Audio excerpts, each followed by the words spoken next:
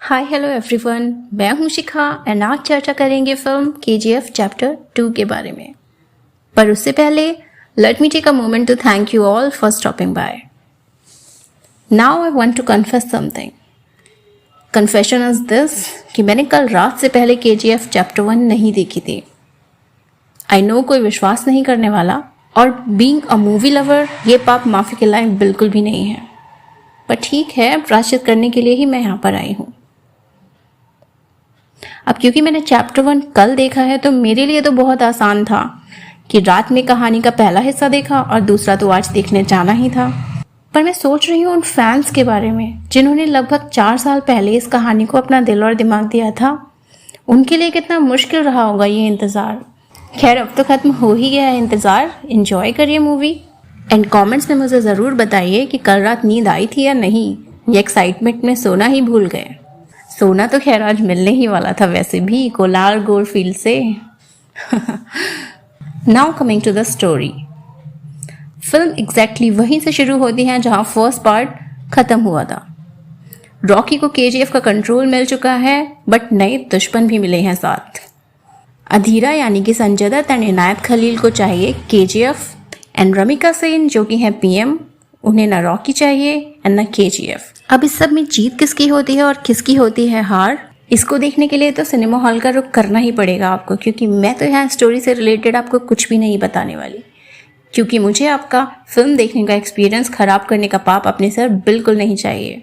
सबसे पहली चीज जो आप नोटिस करेंगे वो ये कि चैप्टर 1 में जो कुछ भी आपने देखा था वो सब कई गुना और अच्छा हो गया है। सिनेमेटोग्राफी का हो, एक्शन का हो, इमोशंस का हो या फिर background music. And background music की बात तो अलग से करनी पड़ेगी, क्योंकि अगर इस टाइप का बैकग्राउंड म्यूजिक नहीं होता फिल्म में तो शायद फिल्म में जान ही नहीं आती। I am so happy for the KGF fans कि ये फिल्म पहली वाली से भी ज्यादा अच्छी बन गई है। कई बार सीक्वल्स इतने अच्छे नहीं बन पाते जितना कि फर्स्ट पार्ट होता है, बट इस फिल्म के मेकर्स ने ऑडियंस की एक्सपेक्टेशंस को समझा और उस पर खरे उतरे। ऑथर आनंद के बेटे बने हैं विजेंद्र यानी कि प्रकाश राज, जो कि स्टोरी आगे बढ़ा रहे हैं। अधीरा को फिल्म में वाइकिंग से इंस्पायर्ड दिखाया गया है, जिसको KGF वापस चाहिए। फिल्म फास्ट पेस्ड है, एक के बाद एक घटनाएं होती चली जाती हैं। ऐसा लगता है पलक झपकाएंगे तो कुछ मिस हो जाएगा शायद। और मेरे लिए तो अच्छी फिल्म वही है जिसमें 2-3 घंटे आराम से बीत जाएं और बिल्कुल ना फोन देखने का मन करे ना इंस्टाग्राम चेक करने का मन करे। सभी मेन कैरेक्टर्स की एंट्रीज रोंगटे खड़ी कर देने वाली है।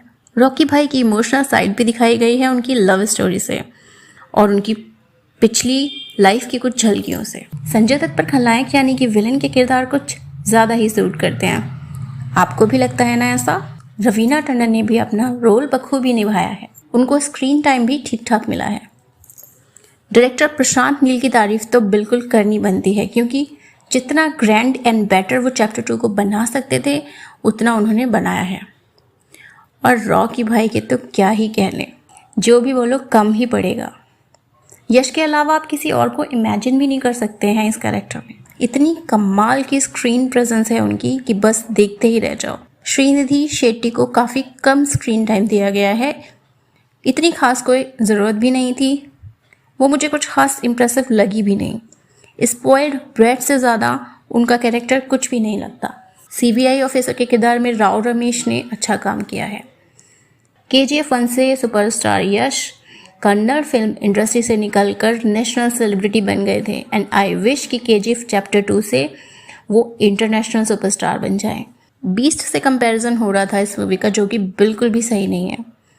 इसको कंपेयर करना ही है अगर तो बाहुबली 2 या RR से करना पड़ेगा, क्योंकि ये बिल्कुल उस लेवल की फिल्म है, उतनी ही मेहनत से बनाई गई है और मुझे लगता है कि ग्रॉस कलेक्शन भी आसपास ही रहने वाला है। अब ज़्यादा बात नहीं करते हैं इस फिल्म के बारे में, क्योंकि अगर ज़्यादा मैं बोलूँगी तो कोई ना कोई स्पॉइलर हो जाएगा। थिएटर के लिए ही बनी है फिल्म, थिएटर में ही देखिए, once in a life time experience होने वाला है। मेरी तरफ से फिल्म को 4.5 स्टार्स, हाफ स्टार कम इसलिए दिया है क्योंकि फिल्म कहीं कहीं पर बहुत ज़्यादा डार्क हो जाती है।